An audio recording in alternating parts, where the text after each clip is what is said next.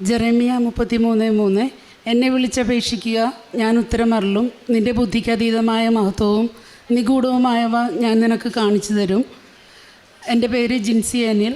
ഞാൻ UK-യിൽ സ്റ്റോക്ടൺ എന്ന സ്ഥലത്തു നിന്നാണ് വരുന്നത്. ഇത് രണ്ടാം തവണയും ഈ അൾത്താരയിൽ സാക്ഷ്യം പറയാനായിട്ട് എന്നെ ഉയർത്തിയ കൃപാസന മാതാവിനും തിരുക്കുമാരനും 1000 നന്ദി. ഞാൻ സാക്ഷ്യം പറയുന്നത് എൻ്റെ ഒരു എക്സാമിന് പാസ്സായതിനെ കുറിച്ചാണ്. 2023 ഞാൻ ഓസ്കി എക്സാം അറ്റൻഡ് ചെയ്യുന്നത്.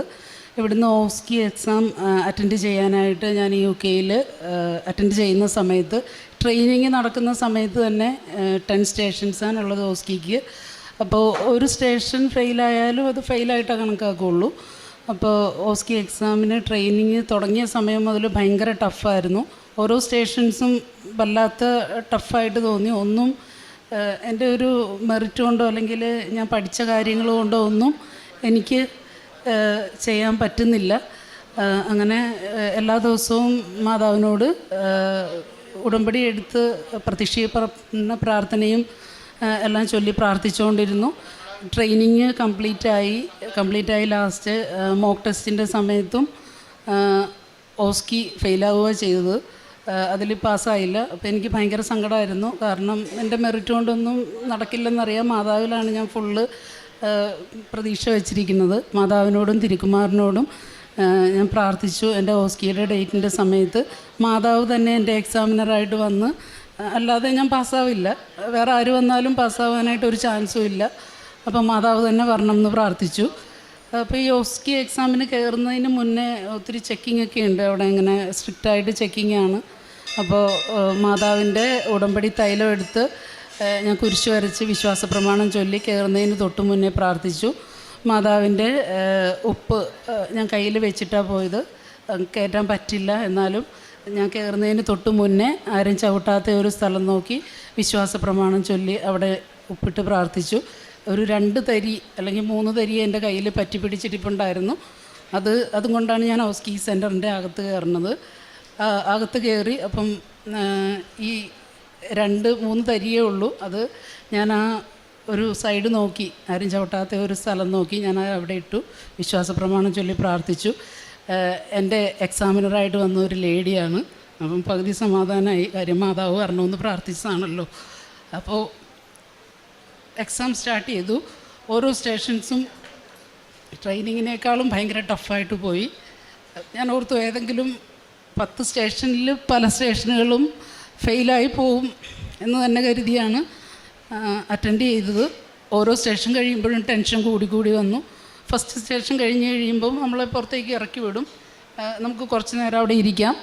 അപ്പോൾ ആ സമയത്ത് പ്രത്യക്ഷീകരണ പ്രാർത്ഥന ചൊല്ലും, വിശ്വാസ പ്രമാണം ചൊല്ലും. വീണ്ടും ഒരു സെക്കൻഡ് സ്റ്റേഷനിലേക്ക് വിളിക്കും.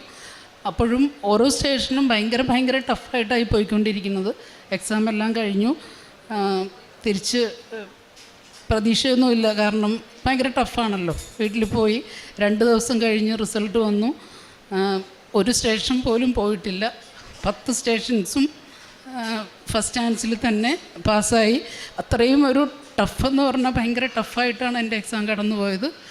അതിന് പരിശുദ്ധ അമ്മയ്ക്കും കൃപാസന മാതാവിനും തിരുക്കുമാരനും 1000 നന്ദി. ഞാൻ ചെയ്യുന്ന കാരുണ്യപ്രവൃത്തികളെന്ന് പറഞ്ഞു കഴിഞ്ഞാൽ, നമുക്ക് അവിടെ എല്ലാ മാസവും കൃത്യമായിട്ട് തന്നെ ആർക്കെങ്കിലും സാമ്പത്തികമായിട്ട് ബുദ്ധിമുട്ടുള്ളവർക്ക് നാട്ടിലേക്ക് ഞാൻ ഹെൽപ്പ് ചെയ്യാറുണ്ട്. അതുപോലെ നമ്മുടെ ഡ്യൂട്ടിയുടെ സമയത്ത് നമ്മുടേതല്ലാത്ത കുറേ, ഞാൻ കാർഡിയോളജിയിലാണ് ഞാൻ വർക്ക് ചെയ്യുന്നത്.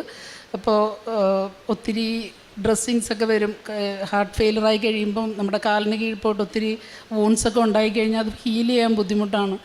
അത് ഭയങ്കര വലിയ വൂൺസായിട്ട് വരുന്നവർക്ക് എൻ്റേതല്ലാത്ത സ്റ്റാഫിൻ്റേത് ഞാൻ പോയി ചെന്നവരോട് ചോദിക്കും, ഞാൻ ആ ഡ്രസ്സിങ് ചെയ്യട്ടെ.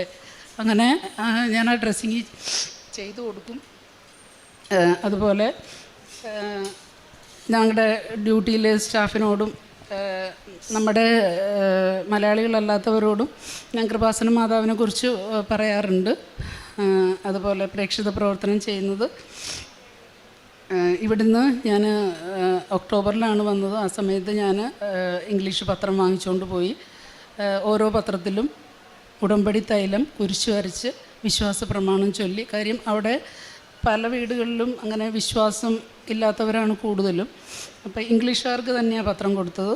അവർക്ക് അവരുടെ വീടുകളിൽ ഇത് വയ്ക്കുമ്പോൾ അവരത് വായിച്ചില്ലെങ്കിലും അത് വെച്ച് പ്രാർത്ഥിച്ചില്ലെങ്കിലും ആ വീട് ഇരിക്കുന്ന ആ പത്രം ഇരിക്കുന്ന സ്ഥലം അത് അനുഗ്രഹിക്കപ്പെടണം എന്ന് വിചാരിച്ച് വിശ്വാസ പ്രമാണം ചൊല്ലി ഓരോ വീടുകളിലേക്കും ഓരോരുത്തരുടെ കയ്യിലും ഞാൻ പത്രം പറഞ്ഞു കൊടുത്തു.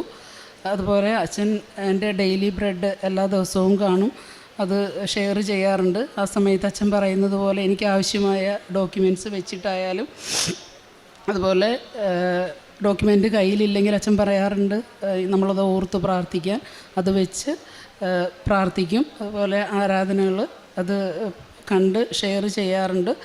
ഇതല്ലാതെ ഒരുപാട് അനുഗ്രഹങ്ങൾ എനിക്ക് കിട്ടിയിട്ടുണ്ട്. എല്ലാ അനുഗ്രഹങ്ങൾക്കും കൃപാസന മാതാവിനും തിരുക്കുമാരനും ഒരായിരം നന്ദി.